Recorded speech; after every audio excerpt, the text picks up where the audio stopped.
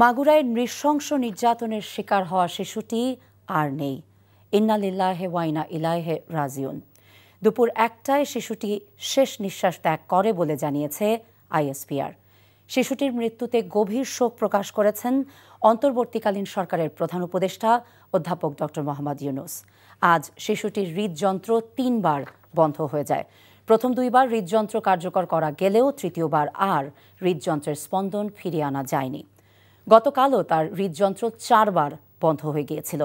শিশুটির পরিবারের প্রতি গভীর সমবেদনা জানিয়ে বাংলাদেশ সেনাবাহিনী যে কোনো প্রয়োজনে তাদের পাশে থাকার অঙ্গীকার ব্যক্ত করেছে বলে জানিয়েছে আইএসপিআর। গত ৬ মার্চ নিজ ভগ্নিপতি এবং ভগ্নিপতির বাবা কর্তৃক নির্যাতনের শিকার হলে মাগুরা জেলা হাসপাতালে নেওয়া হয় শিশুটিকে। পর্যায়ক্রমে তাকে ফরিদপুর মেডিকেল কলেজ হাসপাতাল এবং ঢাকা মেডিকেল কলেজ হাসপাতালে চিকিৎসা দেওয়া হয়। অবস্থা খুবই সংকটাপন্ন হলে ৮ মার্চ তাকে ঢাকা সিএমএইচে ভর্তি করা হয়। এই ঈদে জামা জুতো অ্যাকসেসরিজের ডিসকাউন্ট। দর্শক, মাগুরায় ধর্ষণের শিকার শিশুটির মৃত্যুর খবর জানতে আমরা যাচ্ছি নিয়ামুল আজিজ সাদেকের কাছে। তিনি আছেন রাজধানীর জাহাঙ্গীর গেট এলাকায়। সাদেক, শিশুটির মরদেহ কখন মাগুরায় নেওয়া হবে আমাদেরকে জানাবেন, এবং আপনি আর কি জানতে পেরেছেন?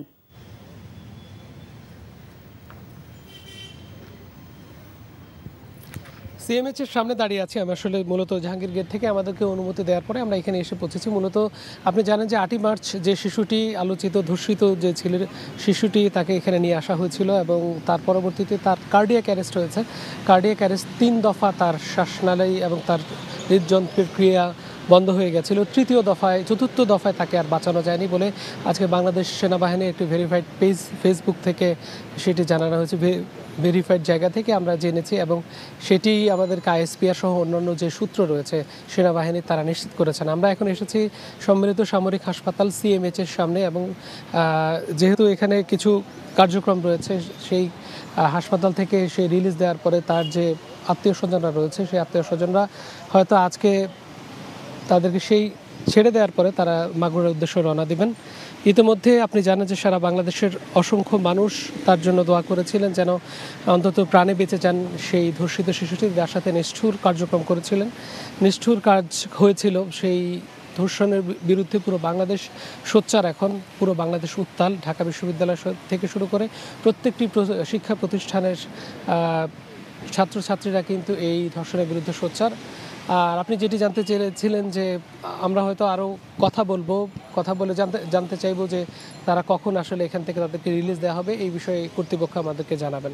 এই ছিল সর্বশেষ অবস্থা।